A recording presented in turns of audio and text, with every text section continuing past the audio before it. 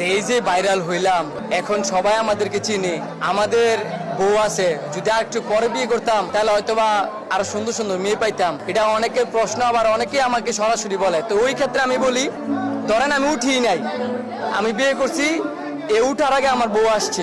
এখন আমার লাইফে যারা আসবে তারা হচ্ছে এই যে আপনারা আমার নিয়ে বসছেন বা এই যে আমি ভাইরাল হয়েছি, ওই তাদের ইনটেক্স মানে তাদের চিন্তা ভাবনাটা হচ্ছে সেই ছেলেটা এখন ভাইরাল, ওই কারণে তারা আসে।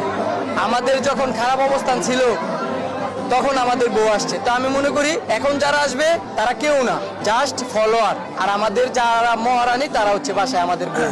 আমি একটা কথা বলি, আমাদের একজনের ওয়াইফ কিন্তু মানে আমাদের সফল হওয়ার পরে আসে নাই, ওরা আসছে তারপরে আমরা সফল হই।